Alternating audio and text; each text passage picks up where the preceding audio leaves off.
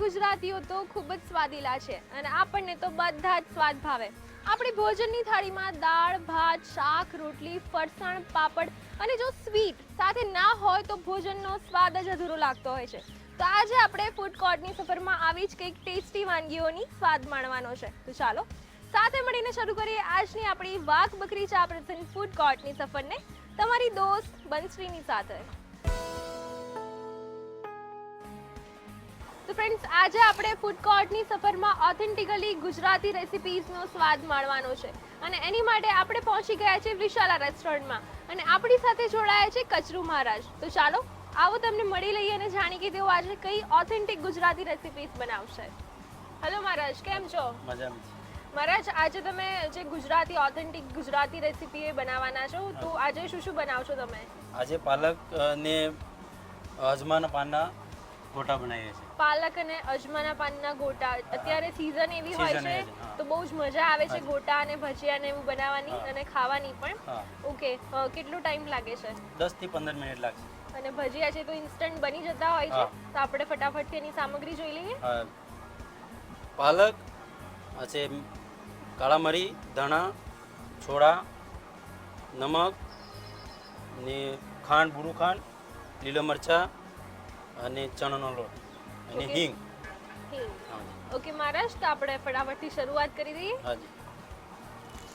શું કરીએ છીએ સૌથી પહેલા? સૌથી પહેલે આમ સામગ્રી જે કાપી હતી કે અંદર નાખવાની. ઓકે, અજમા અને પાલકના પાન લીધા છે. કેટલા લેવાના છે? બંનેનું પ્રમાણ કેટલું રાખવાનું હોય છે? અજમાના પાન થોડા હોય ને પાલક થોડો વધારે. ઓકે, પાલકના પાનનું પ્રમાણ વધારે રાખીએ છીએ અને એને આપણે સુધારી લીધેલી છે, ઝીણી સમારી છે. કાળા મરી છે. ઓકે, કાળા મરી આપણે આખા જ નાખ્યા છે? હા, આખા નાખ્યા એટલે થોડો મોઢામાં સ્વાદ આવે ને, તીખાશ લાગે. ઓકે, હિંગ, ચપટી હિંગ એડ કરવાની છે. ધાણા આખા. મહારાજ, આખા મરીની જગ્યાએ આપણે મરીનો પાવડર એડ કરી તો સ્વાદમાં કોઈ ફરક પડે છે? ફરક પડે ને, તો આખા મરી જ નાખવા છે? આખા મરી જ નાખવા. ઓકે, પેલો તો ભૂકો થઈ જાય ને. ઓકે, સોડા છે ખાવાના. સરસ કોમ્બિનેશન છે. અજમાની સાથે આપણે પાલકના પાનનું કોમ્બિનેશન કર્યું છે. આ બુરું ખાંડ છે. ઓકે,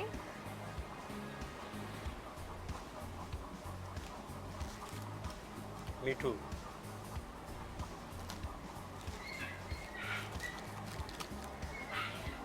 લીલા મરચા છે પીસેલા. ઓકે, 2 ચમચી જેટલા મરચા એડ કર્યા છે અને ખાંડ પણ એડ કરી છે, એટલે થોડાક તીખા પણ હશે અને થોડુંક સ્વીટ ટેસ્ટ પણ આવી જશે. કેટલો લેવાનો છે ચણાનો લોટ? બસ એને બરાબર આપણે ગોળ થઈ જાવો લેવાનો. ઓકે,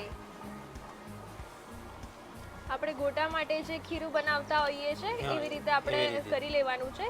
સૌથી પહેલા બાઉલમાં બધા જ ઇન્ગ્રેડિયન્ટ એડ કરી અને બધું મિક્સ અપ કરી લઈએ છે. પછી એને થોડું પાણી નાખી ઓકે, મિક્સ કરી લેવાનું. બધું જ પ્રોપર મિક્સ કરતા રહેવાનું છે અને સાથે તમે તેલ પણ ગરમ કરવા મૂકી દીધું છે. એટલે જ્યાં સુધી આપણું બેટર રેડી થશે ત્યાં સુધી તેલ પણ ગરમ થઈ ગયું હશે.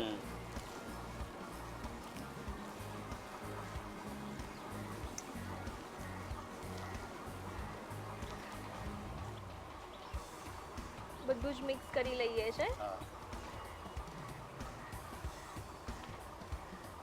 ઘણા લોકો ગોટા કે ભજીયા બનાવે છે તેમાં અજમો પણ નાખતા હોય છે, પણ આપણે તો અત્યારે અજમાના પાન જ લીધા છે એટલે એની સરસ મજાની ફ્લેવર આવી જશે. અને પાલક તો ખૂબ જ આપણા શરીર માટે હેલ્ધી હોય જ છે. તો આપણું ખીરું તૈયાર છે. ખીરું તૈયાર છે હવે. મહારાજ, આપણે જે ખીરું જે રેડી થઈ ગયું છે, કેવી કન્સિસ્ટન્સી રાખીએ છીએ એની? બસ આને એવી લચકા જેવી રાખવાની. ઓકે, એકદમ લચકા જેવી કન્સિસ્ટન્સી રાખીએ છીએ. તો ખીરું તૈયાર છે અને તેલ પણ સાથે સાથે ગરમ થઈ રહ્યું છે.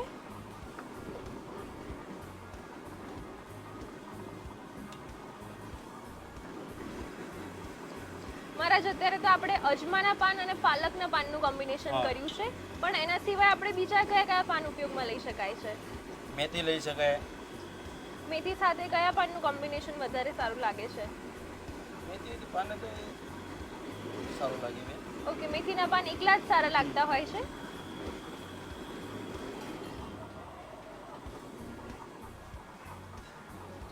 આપણે તેલ આવી ગયું છે, ઓકે, હવે એને આપણે ગોટા પાડીએ છીએ. તેલ સરસ ગરમ થઈ ગયું છે ને આપણે નાની નાની સાઈઝના ગોટા ઉતારી લઈએ છે. અજમાના પાન લીધા છે એટલે સરસ એક ફ્લેવર આવી રહી છે. અને જ્યારે વરસાદી સિઝન હોય અથવા તો કંઈક ઠંડી ચાલતી હોય ત્યારે આવું ખાવાની બહુ જ મજા આવે છે.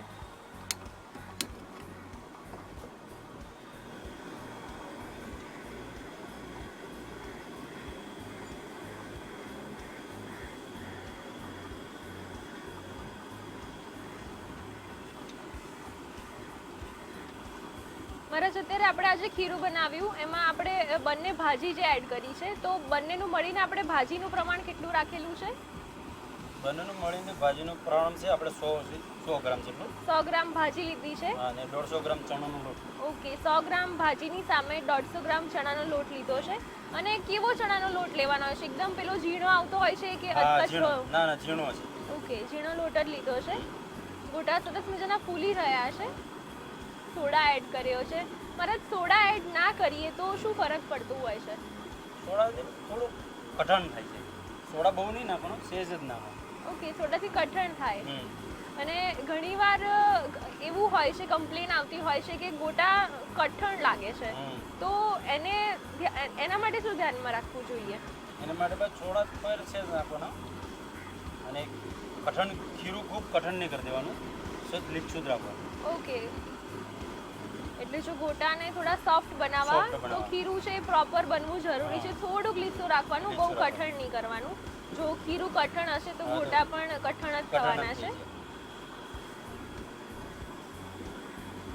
કેવા કલરના થાય ત્યાં સુધી તળી લઈએ છે. બ્રાઉન કલર જબ તક નહીં આવે ત્યાં સુધી આપણે તળવાના. ઓકે, સરસ મજાનો બ્રાઉન કલર આવે ત્યાં સુધી તળી લઈએ છે. હવે આપણે સલડ કલર થઈ ગયો છે, હવે એને આપણે બહાર કાઢીએ. ઓકે, આપણો સરસ મજાનો જે ગોલ્ડન કલર જોઈતો હતો એ આવી ગયો છે. તો તેલમાંથી કાઢી લઈએ છે, એક પ્લેટમાં કાઢી લઈએ છે. ખૂબ જ સરસ સ્મેલ આવે છે. એવું થાય છે કે ફટાફટ એને ચાખી લઉં.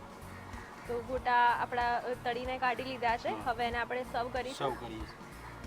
તો ફાઇનલી હવે આપણે ગોટાનું સર્વિંગ કરવાનું છે. સર્વિંગ પ્લેટ પર સરસ રેડી છે. હું તમને પ્લેટ આપી દઉં. એની સાથે સર્વ કરવા માટે તમે એક ચટણી રાખી છે. મહારાજ, શેની ચટણી છે આ? ખજૂરની ચટણી છે. ઓકે, ખજૂરની ચટણી સાથે આપણે ગરમા ગરમ ભજીયાને સર્વ કરવાના છે.